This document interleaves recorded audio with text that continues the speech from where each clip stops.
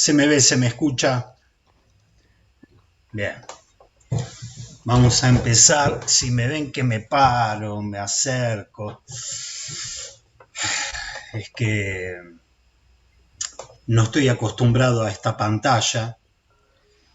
Tuvimos que abandonar el Meet tal como veníamos trabajando siempre, por una nueva disposición de que no se puede cierta cantidad de personas más de una hora.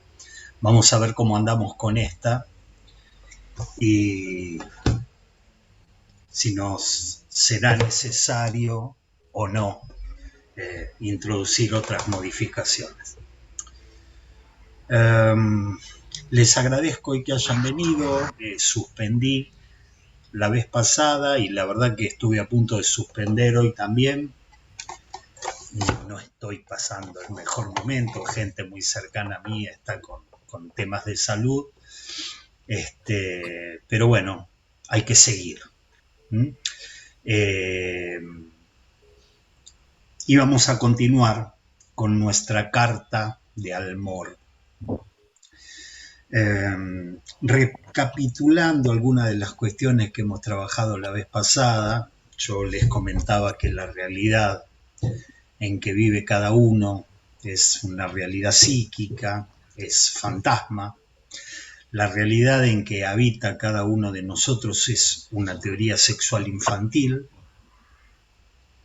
Esto es un fantasma, el fantasma de un lazo sexual, de un vínculo sexual en el que el sujeto se relaciona con una de las modalidades del objeto de la pulsión.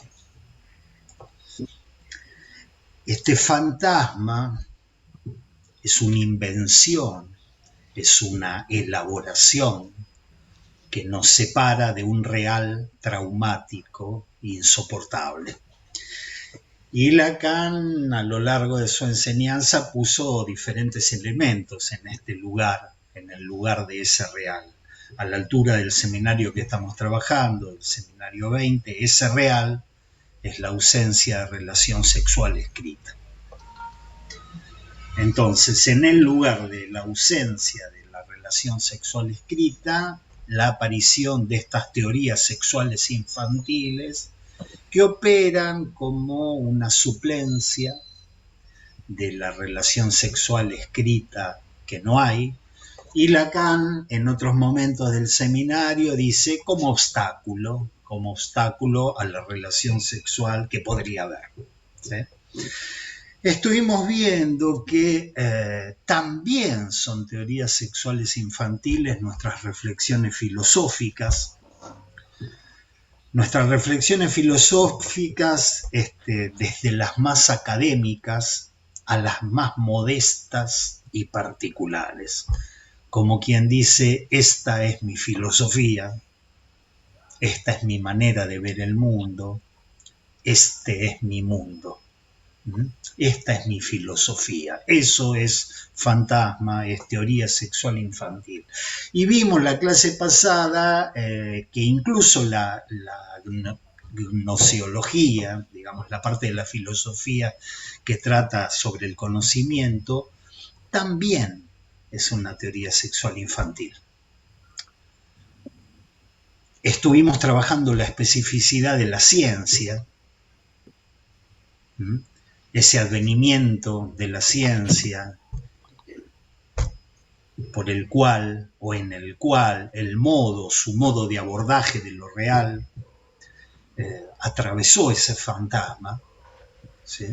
Atravesó ese fantasma, pero estuvimos viendo que la ciencia como discurso, como lazo social, establece, produce sujetos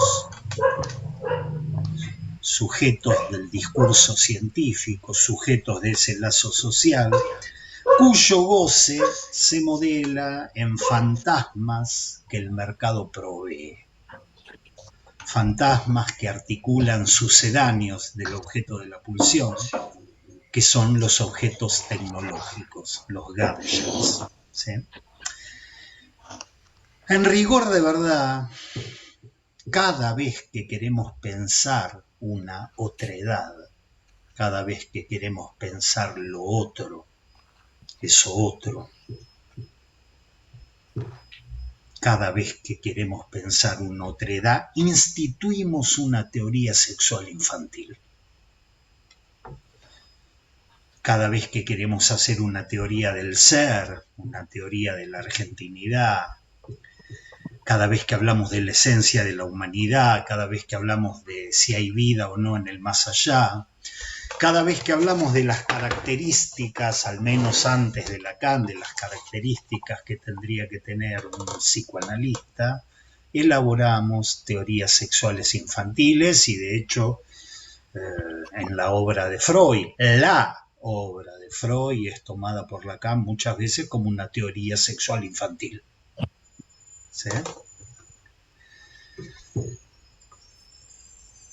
Hemos trabajado que incluso cuando pensamos a la mujer como una otredad, y estoy hablando de la mujer en el sentido más amplio, ¿no?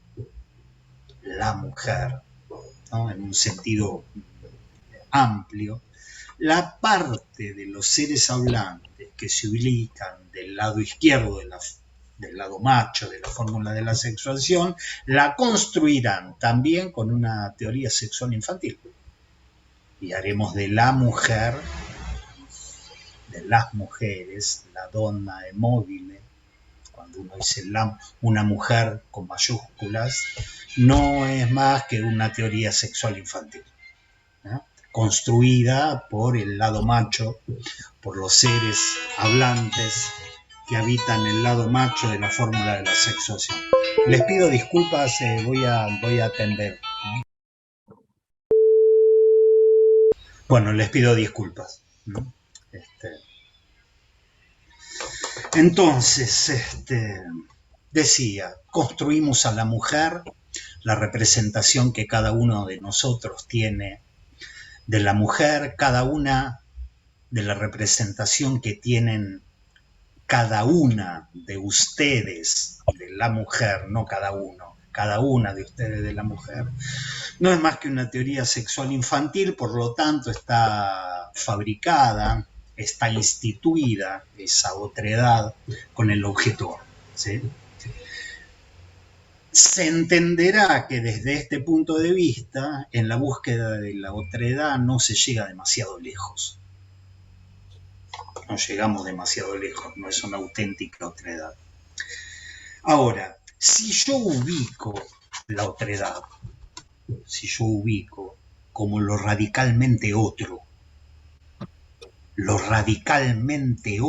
en el otro, y a eso lo denoto, lo represento como significante del otro barrado, lo radicalmente otro en el otro, y le pongo nombre, lo designo con significante del otro barrado, tengo que aceptar que la creación, la institución de una otredad surgiría de sustituir significante del otro tachado por A. Sustituyo lo otro, lo radicalmente otro en el otro por el objeto A, es sustituir significante del otro tachado por objeto A. Sustituir significante del otro tachado, eso que a la altura de este seminario designa el goce de la mujer, el goce femenino, por el A, creando así un gran otro, un otro todo. Dicho de otra manera, la creación de una otredad, bajo la modalidad macho, surge de taponar la barradura de ese otro, la barradura de significante del otro barrado, con el objeto de la pulsión. Y de esa manera creo así un otro completo. Incluso Dios se construye así, esa otredad radical, incluso Dios se construye con el mismo modelo. Aunque Lacan, en esta clase, nos comenta algo muy preciso y que introduce un cambio de perspectiva. Voy a citar un par de frases de Lacan en la página 100, que dicen así: si nos apoyamos ahora en las inscripciones de la pizarra, se ve a las claras que es en el sitio opaco del goce del otro, de ese otro en tanto podría serlo la mujer, si existiese, que está situado ese ser supremo.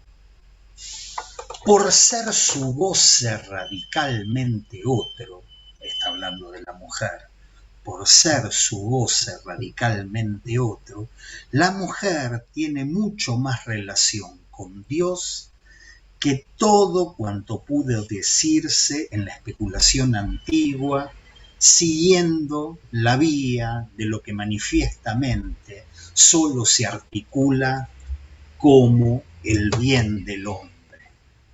Es decir, dicho en cortito, el ser supremo, Dios, está en el sitio opaco del goce del otro, del goce de la mujer, si existiese. Y dice, por ser su goce radicalmente otro, hablando de la mujer, por ser su goce radicalmente otro, la mujer tiene más relación con Dios que toda la especulación antigua. Y entonces, admitir. Y entonces tenemos que admitir, ya que estoy admitiendo, tenemos que admitir que hay un cambio en la genealogía de Dios. Tenemos un cambio en la genealogía de Dios. De tal manera que vamos a hacer un pequeño recorrido de la concepción de Dios para el psicoanálisis, a ver si coincide en algo con lo que una de las participantes, Rebeca Hernández, que forma parte del grupo teológico de este seminario, si algo de esto coincide o no. Ella lo dirá. No sé si está porque las letras son demasiado chiquititas y no veo si está presente. Un cambio en la genealogía de Dios. Para el psicoanálisis a grandes rasgos, el origen de Dios ha dependido de los avatares del goce en la relación con el Padre. El origen de Dios ha dependido de los avatares del goce en relación con el Padre. En Freud es por culpa del asesinato del padre que los hijos se obligan a renunciar al goce. En Lacan, Dios es heredero del nombre del Padre que introduce una pérdida de goce. O sea, en este sentido es absolutamente freudiano. El nombre del Padre introduce una pérdida del goce de la madre, del goce de la madre dicho con genitivo, objetivo y subjetivo. Introduce una pérdida del goce de la madre en el sentido de que la madre no puede reintegrar su producto, no puede gozar del hijo, e introduce una pérdida del goce de la madre en el sentido que no vas a gozar del otro primordial, ¿sí? Entonces, en este sentido, Lacan es, al poner el nombre del Padre en relación con la pérdida de goce, como agente de una pérdida de goce, sigue la senda freudiana de la pérdida de goce en relación con el pacto de la fratria, de los hijos, de los hermanos, después de haber asesinado al padre. Es decir, la idea de Dios se acompaña de una renuncia al goce. Es una renuncia al goce correlativa de la inscripción del sujeto en una ley. Has de inscribirte en una ley si renuncias a cierto goce. ¿Sí? Tenemos la idea de Dios acompañada de una renuncia correlativa de la inscripción del sujeto en una ley. Ahora dentro de un rato vamos a ver que cuando hablo de la ley del nombre del Padre, pero cuando hablo de la ley también hablo de la ley de Dios. Vamos a pasar un poquito por el Salmo 40 y por el Eclesiastés para saber cuál es la ley de Dios. ¿Sí? Tenemos inscripción del sujeto en una ley y correlativamente pérdida de un goce. Entonces tenemos a un Dios relacionado estrechamente con la ley. Un Dios que ordena, que prohíbe, que permite un goce. Un Dios significante. ¿Sí? Al igual que con el Padre, el desarrollo de Lacan lleva desde la ley al deseo que habita en quien la sostiene, en quien la vehiculiza. Dicho de otra manera, advengo sujeto cuando me inscribo en la ley del Padre, pero ¿qué me quiere ese Padre más allá de la ley que me impone? Son dos pasos. Uno, el Padre como portador, como agente, como vehiculizador de la ley. Me inscribo en esa ley y la inscripción de esa ley paga el peaje de la pérdida de un goce. Punto 1. Punto 2. Sí, Él me trae esta ley, pero ¿qué me quiere? Buscar o encontrar ese margen del deseo del otro, admitir, ese margen del deseo del otro detrás del otro como portador de la ley, detrás del nombre del Padre. Ustedes saben, el nombre del Padre estaba definido como el significante de la ley en el otro del significante. Está bien, esa es una dimensión, el significante de la ley en el otro del significante. Acá hay algo más, sí, ok, pero ¿qué me quiere? ¿Por qué trae esta ley para mí? ¿Sí? Y entonces el desarrollo de Lacan sale de ese Dios significante y de ese Padre puramente simbólico y empieza a avanzar en la dirección del deseo del otro, ¿sí? Y del deseo de Dios. Así, a la altura del seminario de la angustia, Lacan ubica, leyendo la Biblia, leyendo el Salmo 40, leyendo el Eclesiastés, que Dios quiere algo de nosotros. Dios se complace, se deleita, ve con buenos ojos algo nuestro. Los invito a que cuando leamos Dios se complace, Dios se deleita, a ubicar ahí un goce en el otro, un goce en esa otredad que es Dios. ¿Sí? Voy a leer muy corto algunos pasajes que ya he leído. Disculpen si hoy estoy un poco religioso, pero ayer escribí esta clase en la habitación de un sanatorio, cuidando a alguien que estaba viendo una telenovela de Telefe, que es una telenovela que está Abraham, Sara, Isaac. Entonces, mientras escribía esto, escuchaba cómo Sara le llenaba la cabeza a Abraham. Era el Antiguo Testamento. Entonces, un poco me ha tomado. ¿Sí? Dice el Salmo 40, hacer tu voluntad, Dios mío, me deleita. Tu ley está en el fondo de mi alma. ¿Sí? Entonces ubicamos, fíjense qué posición, tu ley, la ley de Dios está en el fondo de mi alma, y cumplir tu ley, hacer tu voluntad, yo encuentro un goce en eso. ¿Sí? Otro lugar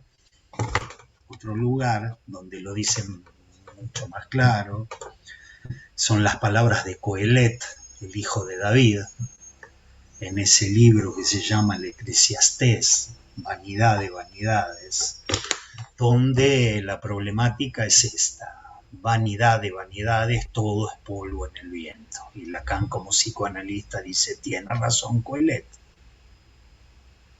porque he leído que el deseo inscrito en el inconsciente freudiano es deseo de falo, encuentro con la castración. Deseo de falo, encuentro con la castración. Y entonces encuentro un síntoma y resulta que ese síntoma es el retorno del deseo de falo, el retorno del falo, el retorno de ese deseo reprimido de falo, y el síntoma se puede levantar, pero el deseo sigue siendo deseo de falo, que encuentra la castración, que se relanza el deseo de falo, que encuentra la castración. Esta es la problemática, y es la problemática que Lacan lee en el Eclesiastés, porque Coelet decía, todo es vanidad. Decía, hay una vanidad en los placeres. Coelet dice, he tenido muchas princesas. He tenido muchas princesas, las más bellas a mi disposición, y el resultado de eso es que es vano, es polvo en el viento. No sé si algunos de los que estarán acá opinarán lo mismo, pero bueno, al menos Coelet dice, he tenido las princesas y los placeres son vanos. He deseado el falo, me encontré la castración. Y entonces Coelet dice, y también hay una vanidad de la sabiduría. ¿Sí? He leído Lacan, he leído el psicoanálisis, he trabajado y el deseo de falo, y lo he buscado por ahí, y encontré la castración. Vanidad de vanidades, deseo de falo, encuentro la castración. Y sin embargo, en el Coelet, Lacan, en el Eclesiastés, en las palabras de Coelet, Lacan encuentra una respuesta que le parece una respuesta muy interesante. Se las voy a leer. No hay más felicidad para el hombre que comer y beber y gozar él mismo del bienestar de su trabajo. Y yo considero que eso viene de la mano de Dios. O sea, en el libro sagrado nosotros encontramos que los placeres son vanos, que la sabiduría es vana,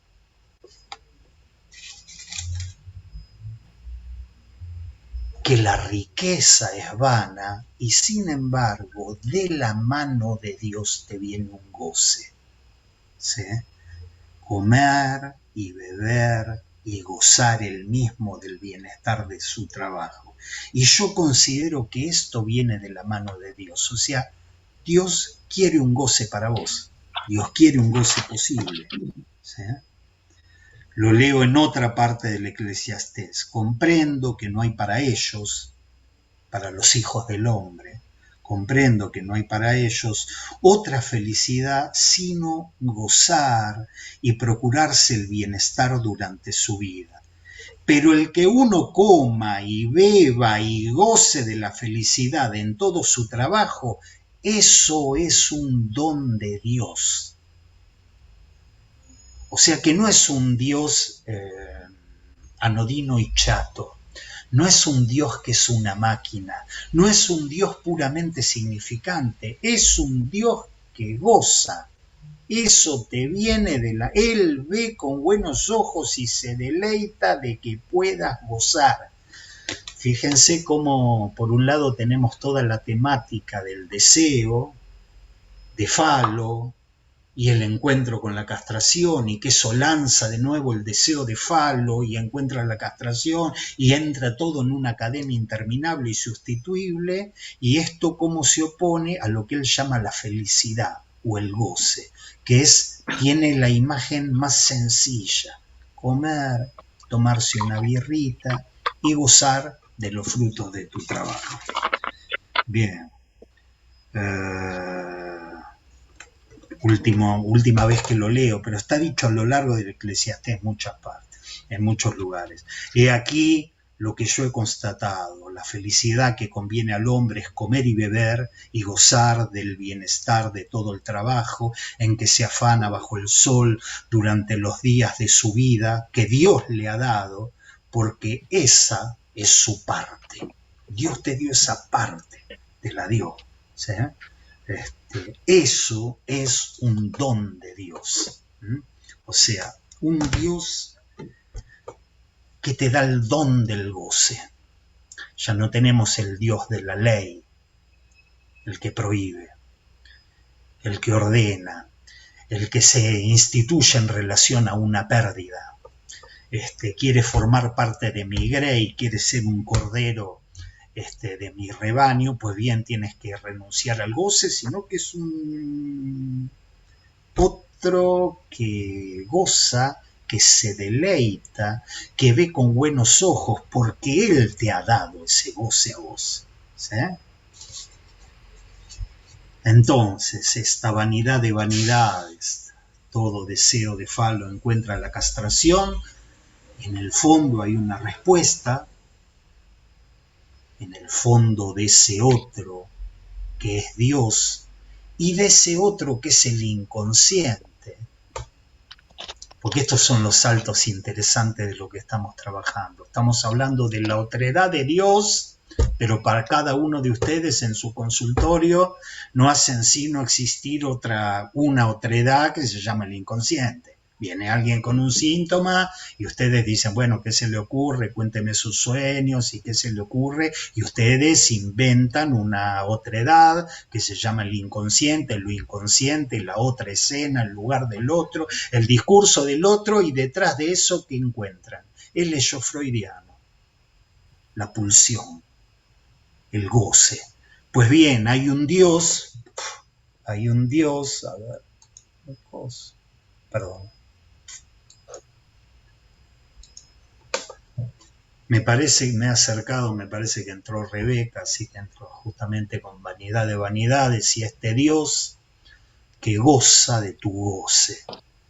¿Sí? Come, bebe y goza de los frutos de tu trabajo.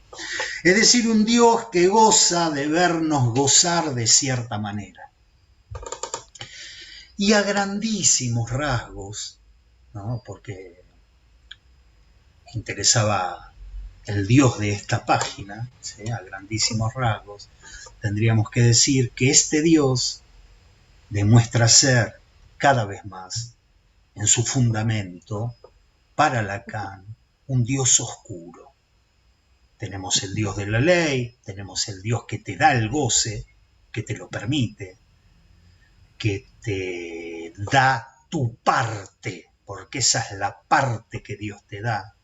Dios quiere eso de vos. ¿Sí? Pero a medida que Lacan sigue trabajando, hace de Dios un Dios oscuro.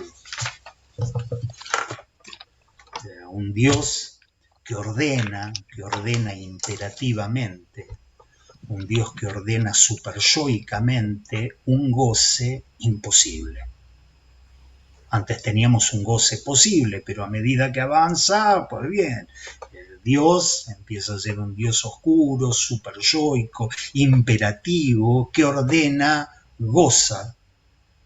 Lacan juega con el shui, ordena, goza, y un sujeto que solo puede responder shui, yo oigo. ¿Ah?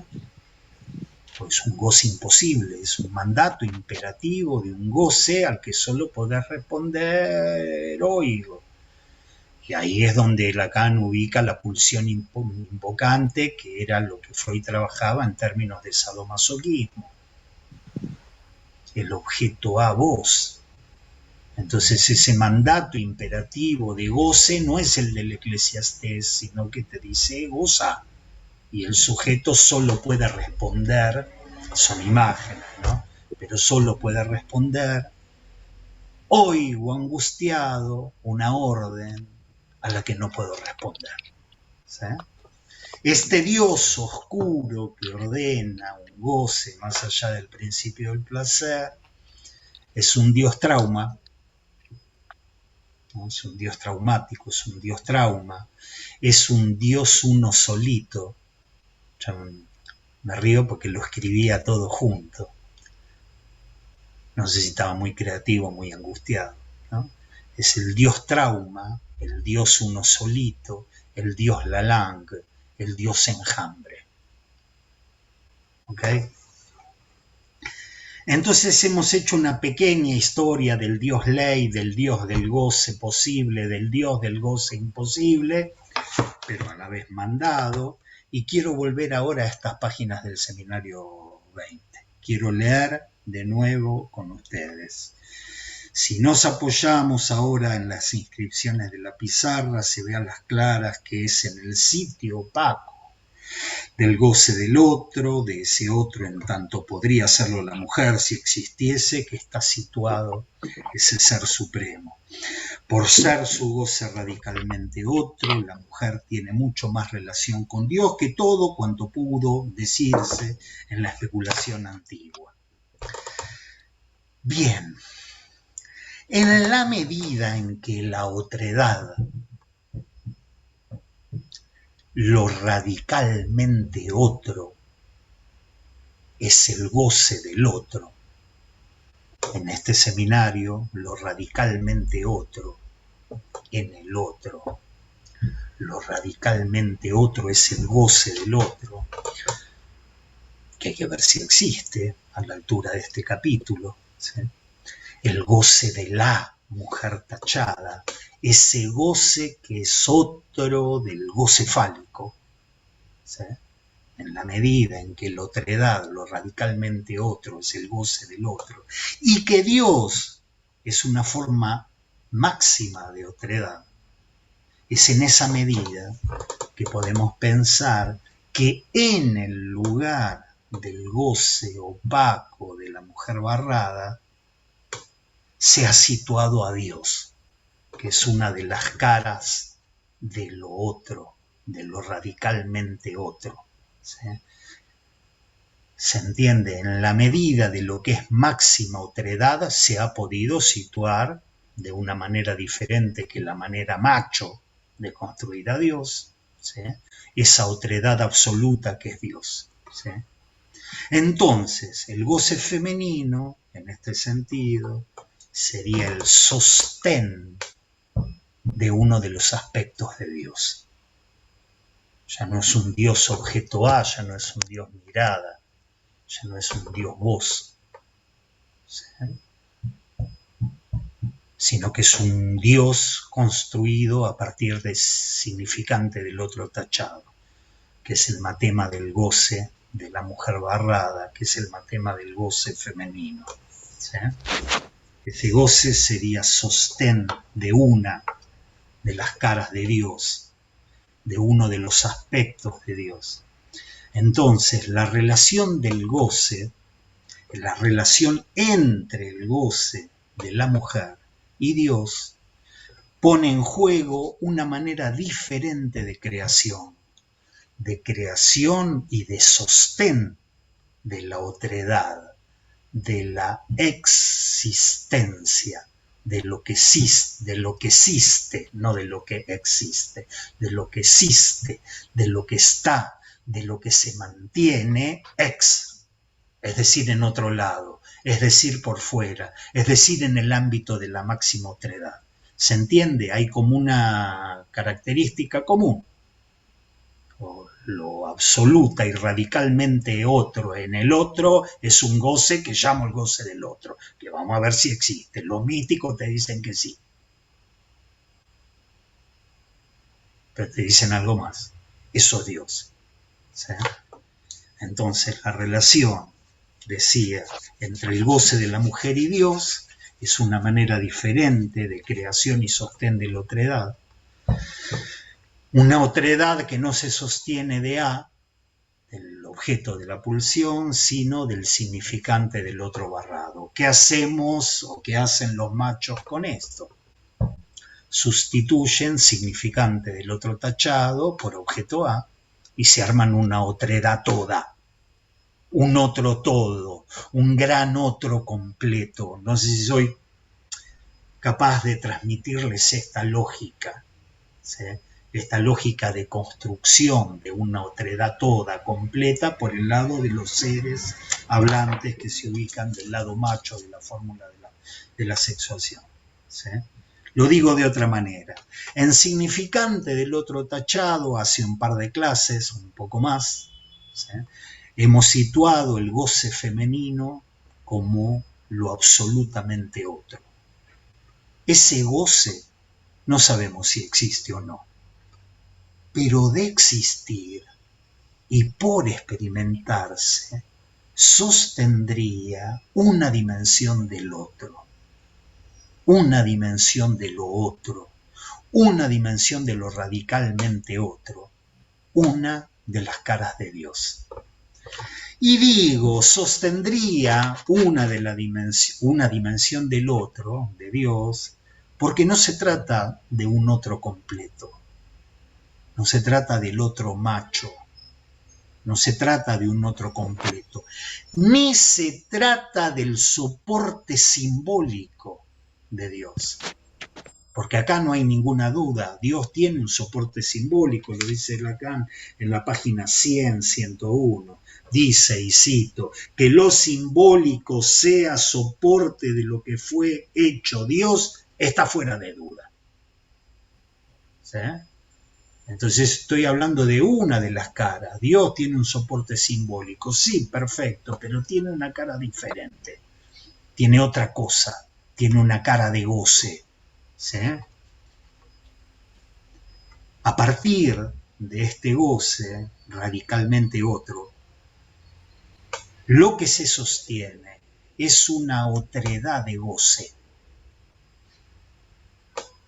una otredad no toda, una otredad que no hace todo, una otredad abierta. Y no está mal, en ese sentido, no está mal designarla con el matema significante del otro tachado, que es uno de los nombres de, digamos, es el nombre del goce femenino, en tanto el goce de la mujer tachada, de la mujer barrada, y es un nombre de Dios. Este Dios ya no tiene nada que ver con la ley. Este Dios no ordena, ¿sí? No es un Dios que ordena, no es un Dios que prohíbe, no es un Dios que permite, no tiene nada que ver con la ley, no es el Dios significante del que hablé hace un rato, no es un Dios significante. Entonces estas son hipótesis a trabajar, no vayan a creer que yo tengo claro esto, tengo más claro lo que pasó ayer en la novela entre Sara y Abraham, pero son hipótesis a trabajar, ¿sí? Si es que del Dios del goce femenino, lo vamos a llamar así, del Dios del goce femenino, no se puede decir que tenga ser, no se puede decir que tenga un ser, porque cada vez que yo hablo del ser y de los niveles del ser y del estatuto ontológico del ser, estoy hablando de una otredad fabricada con el objeto A. Estos universales se fabrican con el objeto A. Estos otros completos, ¿cuál es el ser del escupitajo? Los diversos grados del ser. El ser de una persona tiene el mismo nivel del ser que el ser de la sombra de esa persona. Uno diría, no, bueno, de un estatuto diferente y un nivel diferente. Pues bien, este Dios, el Dios del goce femenino, no tiene un ser. No se puede decir que tenga ser. Incluso no se puede decir que sea uno. No se puede decir que sea uno. Estas clases que les hemos dedicado al uno de la totalidad, tal vez es un Dios uno solito, es un Dios enjambre y ni siquiera es un Dios. No es un Dios, porque es una otredad abierta, como cuando trabajábamos las características del enjambre, las características de la langa. ¿sí? No se puede comentar, no se puede contar sus atributos, ¿no? Como tantos pensadores que comentaban los atributos de Dios como partes de una totalidad. Después podemos entrar en disquisiciones si, digamos, todos los atributos de Dios no llegaban a constituir ese Dios, porque ese Dios era mayor o más grande o diferente que la suma de sus atributos. En esto se puede dar seminarios con todo esto. ¿Sí? Lo que estoy diciendo es que no se pueden comentar sus atributos si es que sus atributos los entendemos como atributos de una totalidad. Tal vez es un Dios inconsistente, es un Dios como un ámbito abierto, es un Dios como un conjunto abierto, ¿sí?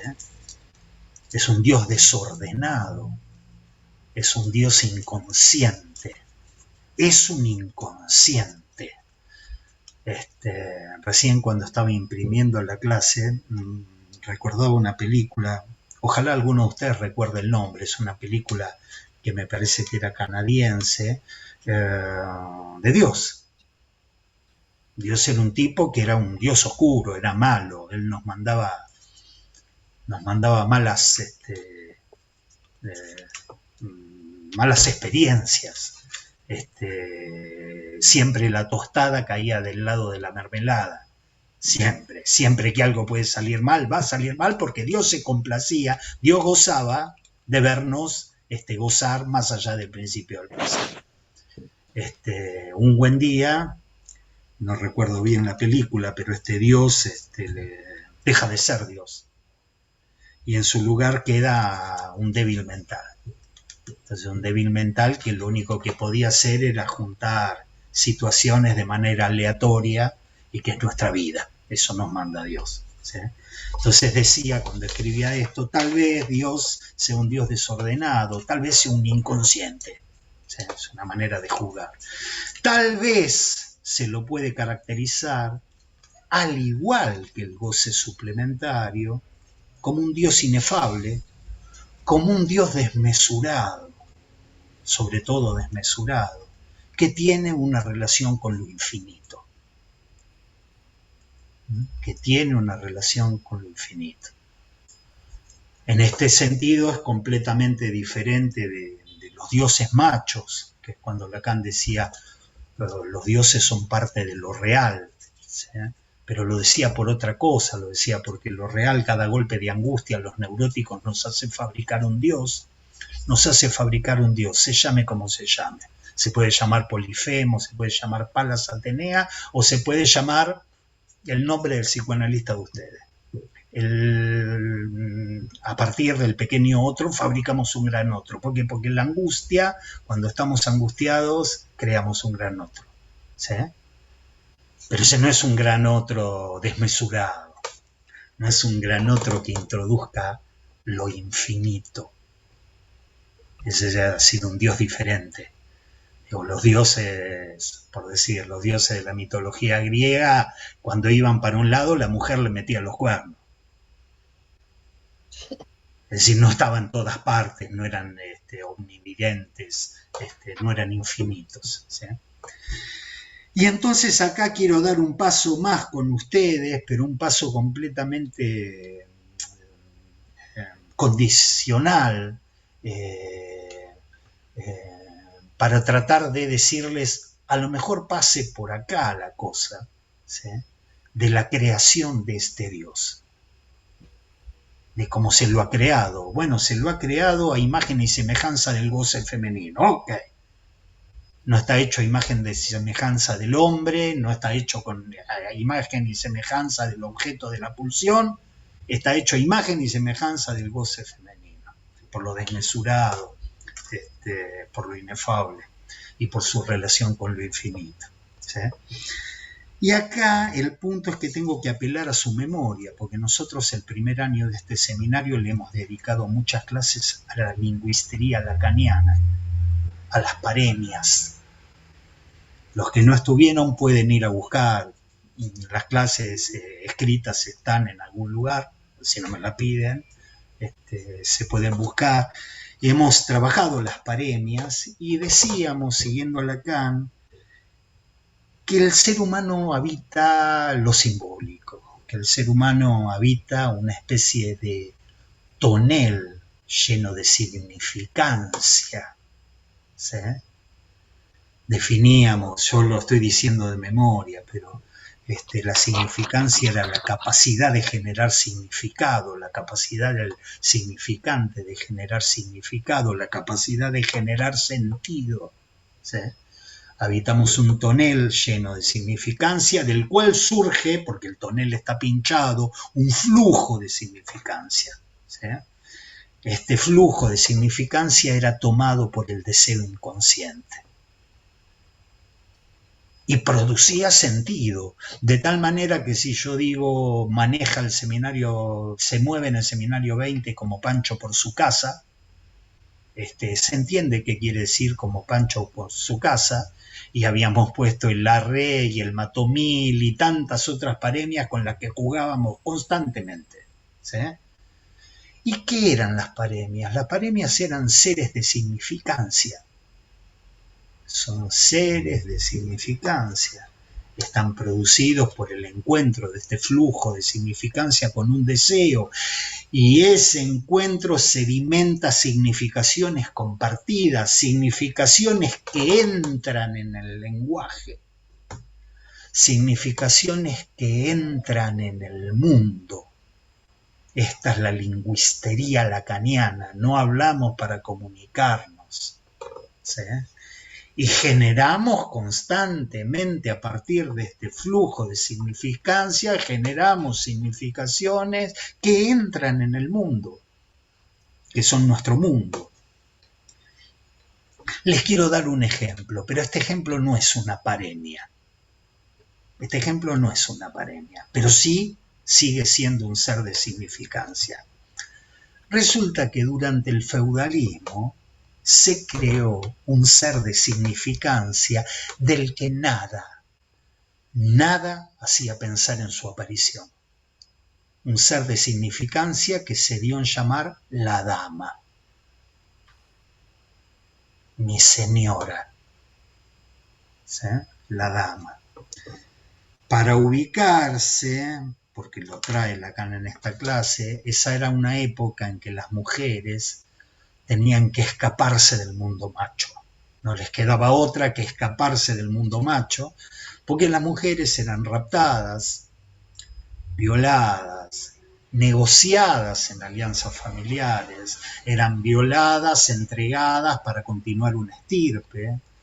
Entonces las tipas se escapaban, se encerraban en los conventos y estaban en el convento hasta que el señor de la gleba de turno, el señor de la gleba violentaba el convento, entraba con su pequeño ejército, estamos hablando del mediodía, del midi francés,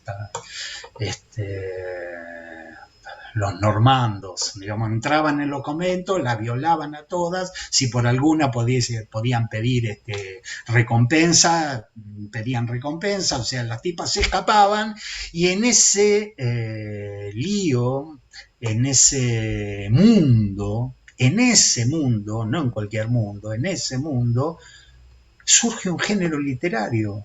Pero surge un género literario que pone en la literatura una cosa que apareció en el mundo sin que nadie sepa de dónde salió, que era la dama. Es decir, un objeto enaltecido y venerado. Nada hacía suponer que en ese contexto de terrible mundo macho aparezca la dama, ¿sí? Aparezca la dama. Entonces diríamos, en nuestras palabras, los seres hablantes que se inscriben del lado macho de la fórmula de la sexuación, aquellos seres afectados por un goce que hemos reducido al binomio gran fí objeto A, goce fálico objeto A, el mundo macho, la boludez del macho, ¿sí? El todo macho, el todo completo macho, el gran otro macho del goce fálico, en ese mundo han creado la dama, interpretación lacaniana, a partir del agujero o a partir del vacío de la cosa. Se creó la dama a partir del vacío de la cosa.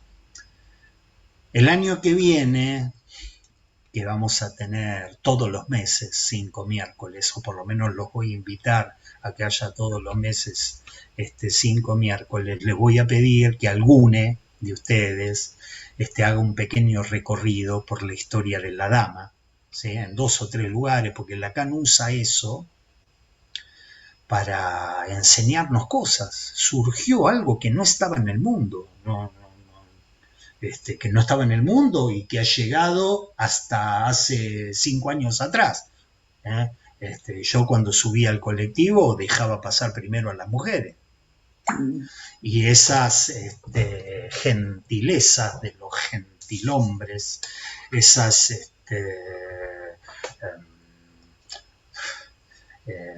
esos modales, vamos a decir, no nacieron con el ser humano, nacieron en un momento y fueron siglos de la humanidad, donde surgió algo, surgió la cortesía, ¿sí? Entonces hasta el día de hoy, ¿y eso de dónde salió?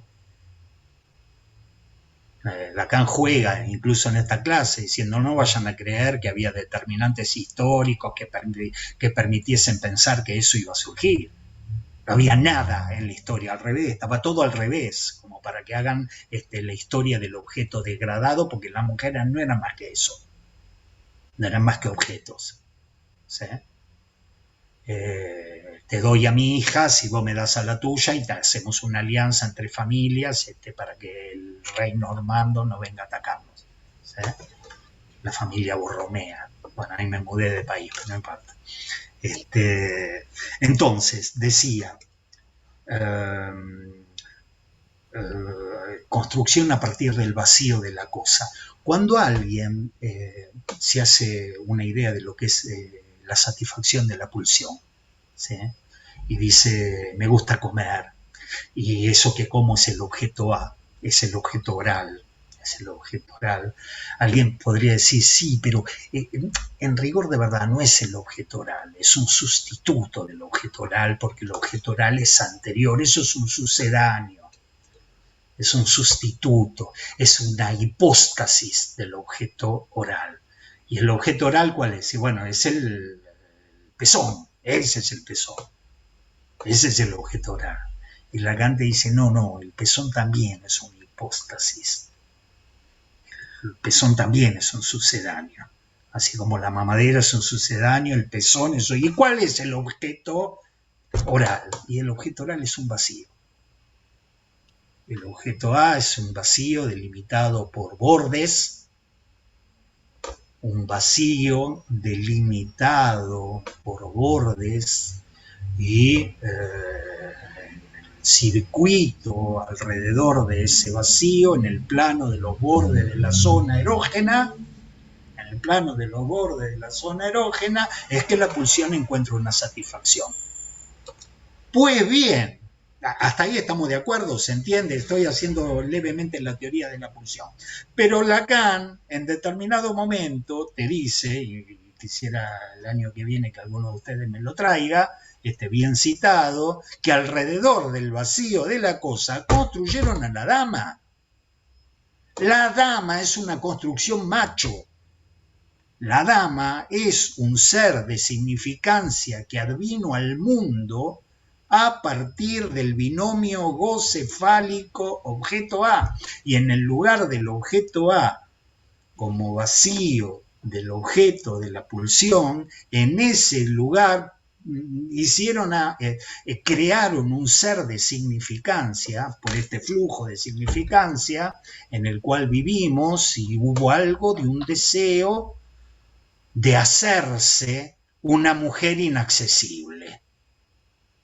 Si a estas otras las agarrabas, las violabas, las vendías, las esclavizabas, tiene que haber una que la fabriques para prohibírtela. La dama no tiene piernas, no tiene sexo, no tiene flujo menstrual, ni siquiera desea. ¿Eh? Eso no es más ni menos que la creación de un ser de significancia bajo el modo macho, y eso entró al mundo, y hoy a partir de ciertos feminismos uno diría le están pateando los talones a la cortesía en relación a la dama, y veremos hasta dónde puede dar eso, ¿sí? Pero mientras tanto se han producido siglos, ¿sí?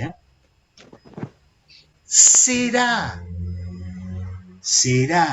que así como los trovadores inventaron a la dama, así como nació el fino amor? No sé, está bien traducido. Y no el goce de ese objeto degradado. Así como los trovadores inventaron a la dama, ¿será que los seres parlantes, afectados por un goce femenino, han creado a Dios alrededor del significante del otro tachado? ¿Se entiende la que estoy tirando? ¿Será que así como los machos crearon un ser de significancia en el lugar del vacío de la cosa, en el lugar del vacío del objeto A, y han creado un ser de significancia, será que este Dios infinito, desmesurado, inefable, ¿sí?, ha sido creado por la parte de los seres hablantes que se ubican del lado derecho de la fórmula de la sexuación? Pues bien, los escritos de algunos místicos, por ejemplo, dan cuenta de cómo ellos identifican a Dios con ese goce inefable. Identifican a Dios con ese goce inefable, que creen que proviene del otro. Y de esa manera engendran a Dios como un ser de significancia y lo sostienen con su testimonio, ¿sí? Este ser de significancia, en torno de significante del otro barrado, crearía un significado nuevo sin perder, por otro lado, el significado establecido anteriormente. El Dios macho y al lado el Dios infinito, que en este seminario es traído como la cara de goce de Dios, ¿sí? La cara de goce que constituye Dios, ¿sí? Y en ese sentido, Rebeca, creo que entraste en un momento, creo que te vi, cuando entrabas, que en algún momento el año pasado vos decías hay un real detrás de la idea de Dios, o hay un real detrás de la constitución de Dios. Pues bien, no era momento de decírtelo, pero tenías razón. Hay una faz real, y ese real es el que Lacan ubica, y que yo se los digo como pregunta, porque a la altura de este momento, de esta clase, tampoco lo termina de decir con todas las palabras, ¿sí? Pero quería establecerles esto, que no es ni más ni menos que una bomba y una genialidad de Lacan. Dice, fíjense cómo del lado macho hicieron la dama. Okay.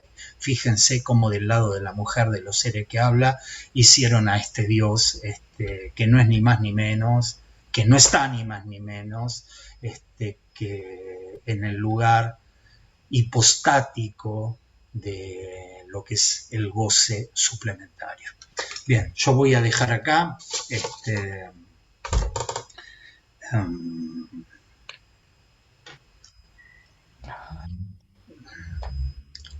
por estar cuidando a una persona y escuchando la historia de Abraham, a lo mejor me vino un poquito sagrado el asunto, pero bueno, era esto. ¿Mm? Abro el espacio a los comentarios, a las preguntas. Eh,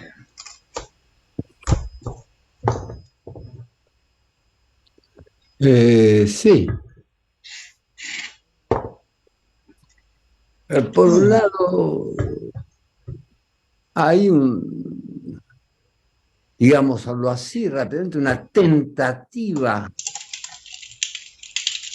en lo que acaba de decir Roberto, que felicito, de responder a una X de Freud. Es qué quiere la mujer, que después se prolongó, y creo que está en ese seminario, que todavía espera que las mujeres le digan qué es el goce. Y se lo pide a quienes, a las mujeres analistas, y que a eso no han respondido.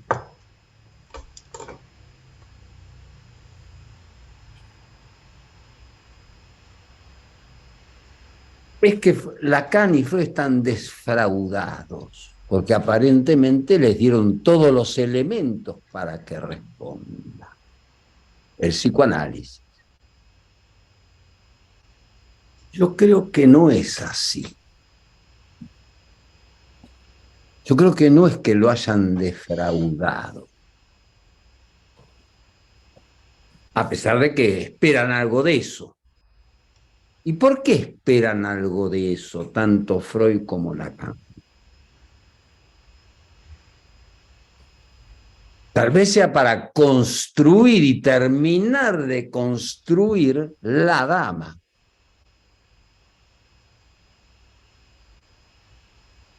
No la dama creada, sino la dama, en el sentido la dama del goce.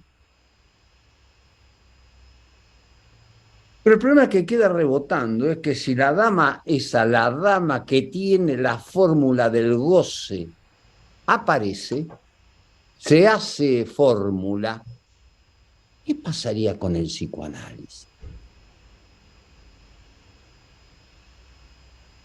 Porque tal vez la fórmula del goce femenino sea lo real puro.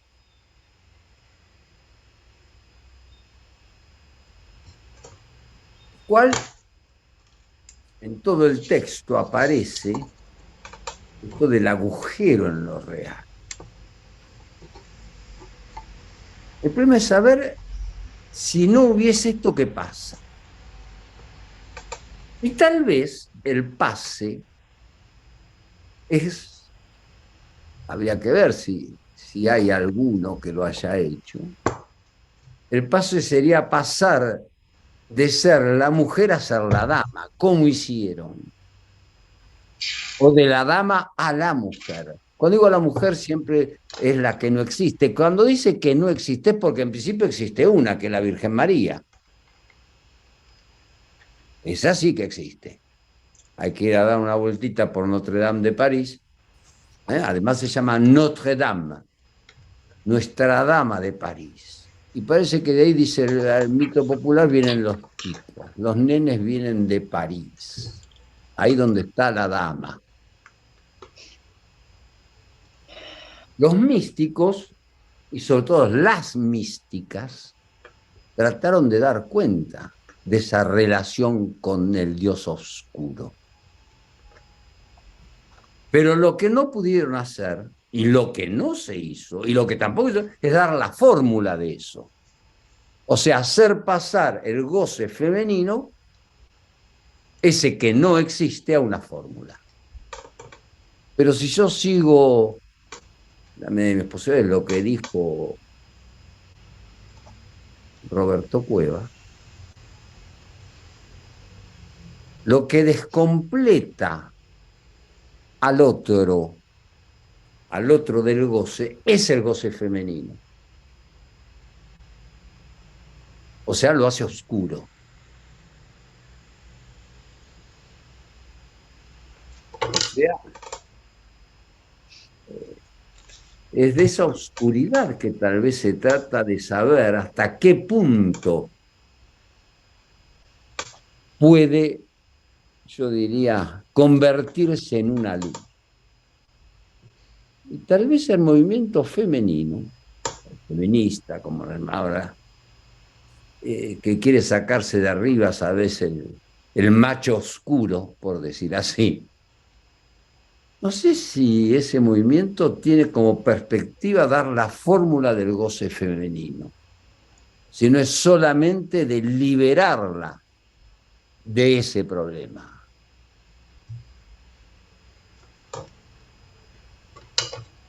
Evidentemente no querrán ustedes pensar un minuto que no apoyo esas ideas, ¿no? No apoyo las ideas de la libertad, de la igualdad, todo eso. No es de lo que se trata. ¿Cómo se la libera a la mujer de ese lugar que le atribuye el Dios del goce como el lado oscuro de él? Y tal vez el lado oscuro del Dios del goce no sea otro que el goce femenino. De ahí la letra de Amur, ¿no? Porque de alguna manera también está poder poner en letra eso, lo que sí intentaron las místicas, haciendo, ustedes saben que hay mismos especialistas, y en general las mejores especialistas sobre este problema de las místicas sean las mujeres, son muy especializadas en eso. Saben bastante, no es que saben bastante, descubren cosas que tal vez los hombrecitos no saben descubrir o no pueden. O sea que esto me parece, aunque sea es lo que me suscita desde París, es lo que acaba de decir, lo que acaba de traernos, no de decir, porque no es un decir solamente, es traernos los elementos para pensar, ¿eh? Lo que sería el otro, el goce de Dios también está compuesto de un punto que ni él sabe, que es el goce femenino. A pesar que le promete todo, no le dio, Dios le promete todo si se porta bien, no le dio la fórmula del goce femenino. Bueno, este es mi primer comentario, el comentario que quería hacer. Bien, gracias Hugo. Si hay preguntas, comentarios, serán bienvenidos.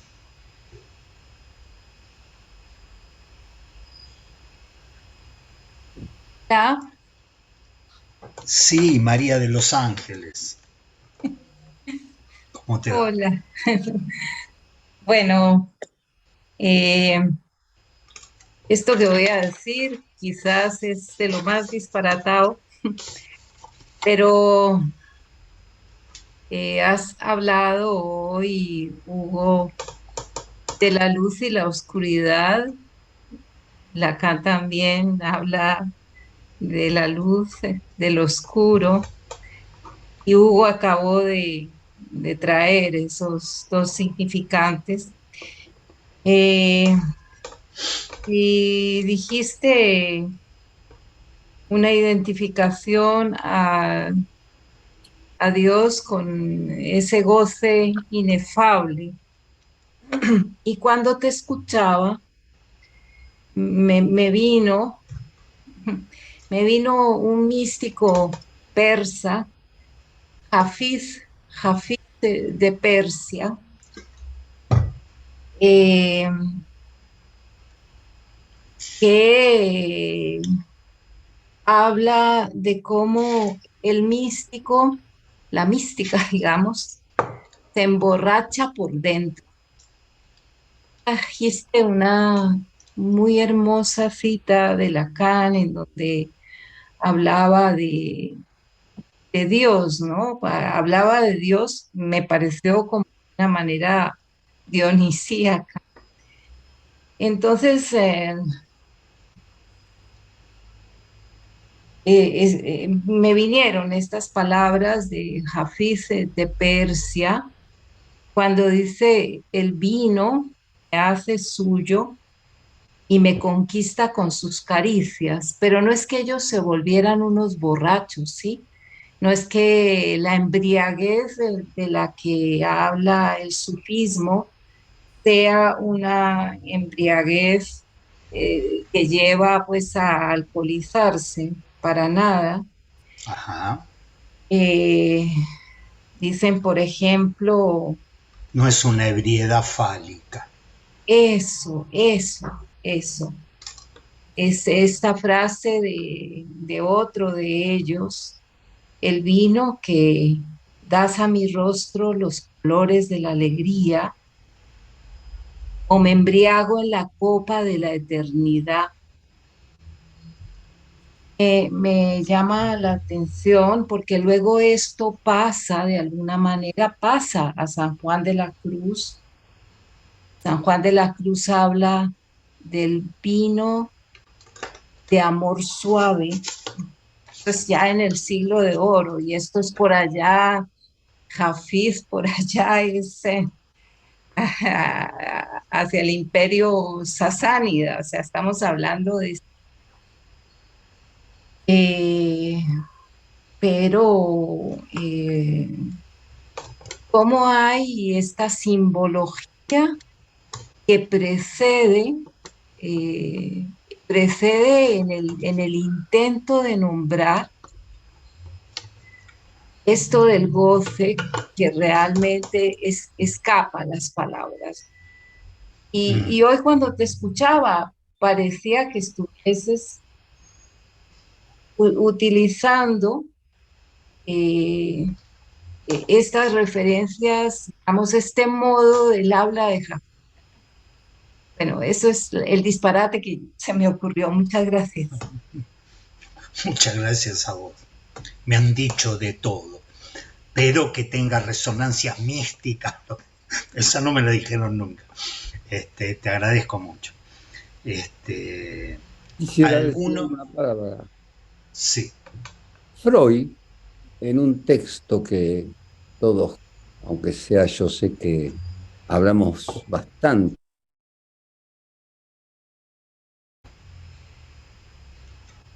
hace el siglo pasado, en un centro para toxicómanos, precisamente, que yo había descubierto en el azar de las lecturas la fórmula que da Lacan de la droga. Bueno, eso no voy a decir nada, pero me llevó a leer una contribución, lo que se llama así el texto, una contribución a la psicología de la vida amorosa de Freud. Y él compara las desgracias, digamos, del hombre a todo aquello que se le prometió y no se le dio al casamiento con la botella, al alcohólico, lo que se llama un alcohólico, que él no dice eso, no habla de alcoholismo, sino al casamiento con la botella, con el vino. Mm. Me hizo acordar a eso. Y después también que en el cáliz, en un momento religioso, se toma vino también. Tal vez habría que los que eruditos en la materia pudieran decir algo por qué se eligió el vino y no se eligió, por ejemplo, el whisky, o una birra, o esas cosas que existen también desde hace muchos años. No, el vino. ¿Mm? Me hizo pensar lo que dijo María de los Ángeles a eso. El amor está marcado por el lenguaje, pero el casamiento con la botella tiene una gran virtud, no habla la botella.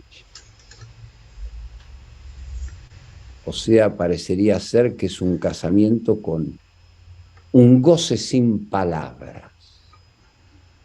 Da algunos tipos de problemas, evidentemente, ustedes me dirán, bueno, estoy de acuerdo. Pero esto existe en Freud.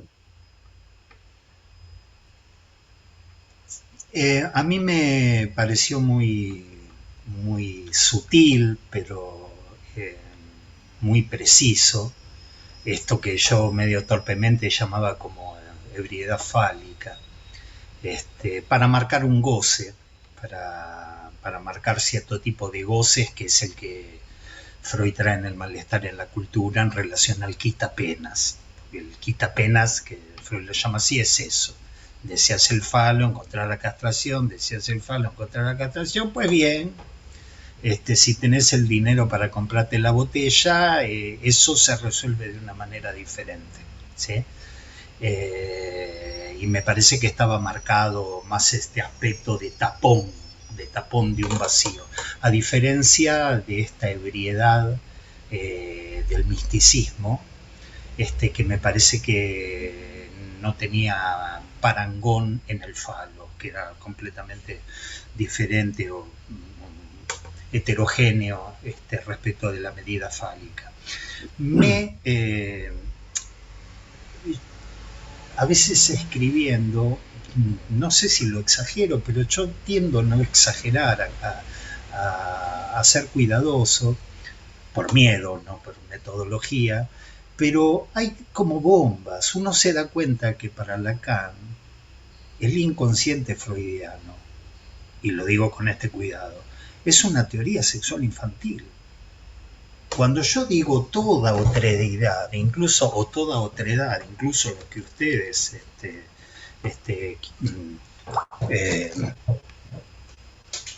¿está bien? ¿Se ve? ¿Se me ve? ¿Sí? Toda otredad, incluso la que ustedes hacen existir a partir de su acto como analista, el otro del inconsciente, para Lacan en determinado momento dice, no es más que una teoría sexual infantil. Y cuando lo ves así,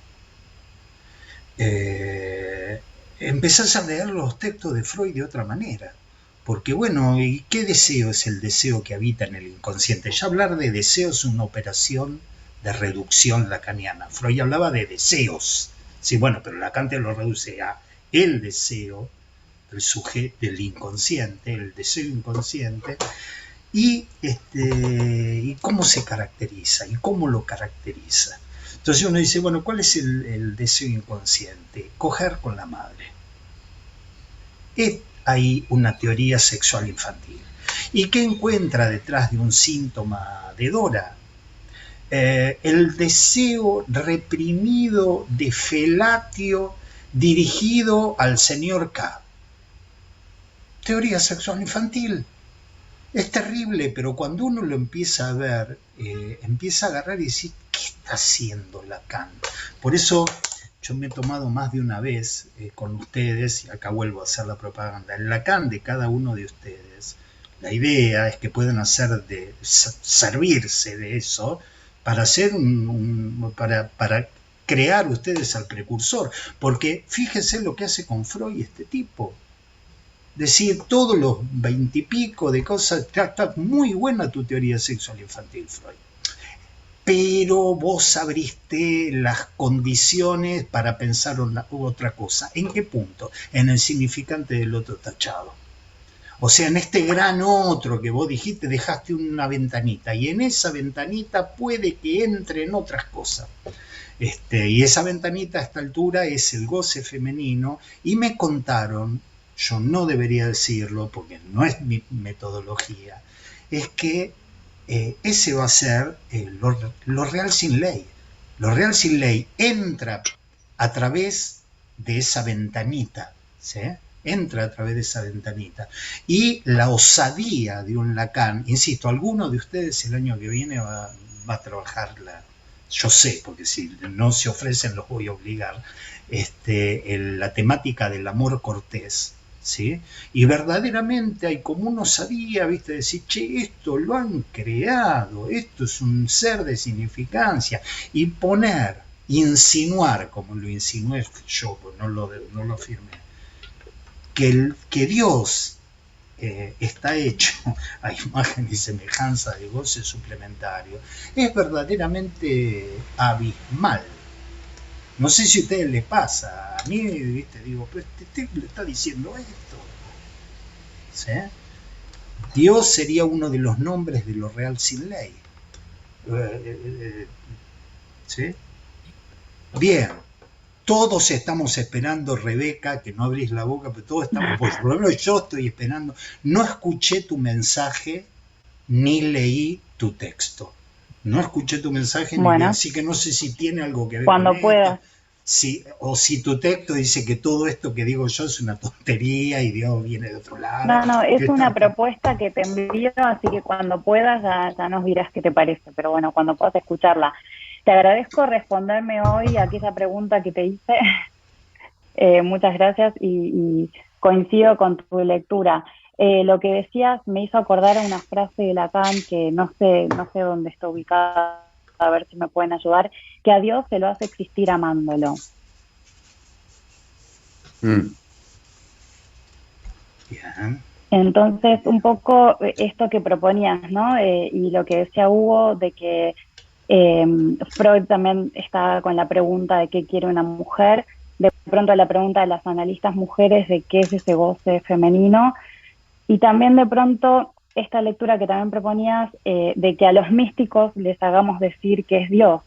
Es un poco un deslizamiento que puede llevar a lo mismo, que puede partir de la misma lectura. Entonces, más que nada quería destacar esta cita, que no recuerdo bien de dónde viene, pero es un poco, si va por ahí, obviamente coincido con tu propuesta, ¿no? De que a Dios se lo hace existir amándole. Entra en juego también la cuestión del amor, que es muy interesante. Pero bueno, simplemente Bien. era lo que me resonó. Ok.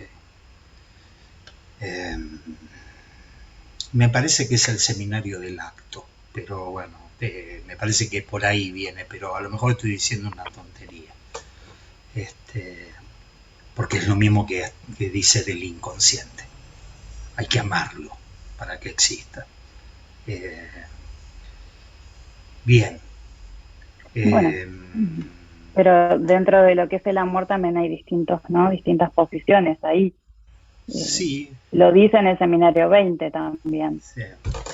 Una de ustedes, Amalia, a ver si se fue, no le va a gustar que la nombre, pero traía algunas consideraciones sobre el goce suplementario y decía, no puede estar lejos del amor. No sabemos, no tiene palabras, es inefable, es todo lo que vos quieras, pero el fruto no cae muy lejos del árbol. Entonces, esto da pie para que hablemos de amor la vez que viene. A mí, les confieso, no lo voy a decir la vez que viene, pero lo digo ahora, siempre me incomoda hablar de amor.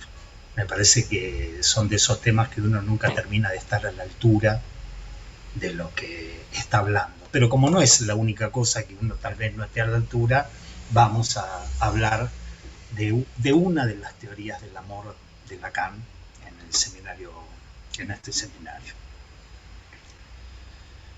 Quisiera decir una palabra nada más. Creo que es en el último texto o en el anteúltimo texto de Freud, donde dice que deja que todo es preconsciente, que el inconsciente es una X, que no se sabe bien cómo es, y que deja a sus herederos, por decirlo así, las investigaciones con respecto a esa X. No sé, digo esto porque el inconsciente es algo que todavía no está totalmente constituido.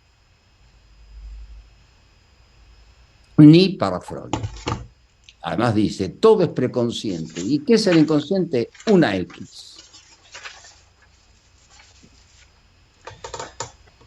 Bien. No. Bien, gente, si no hay otras intervenciones, preguntas y comentarios, nos vemos la semana que viene. Vamos a tratar de estar. Les agradezco la presencia y nos vemos en 7 días. Gracias.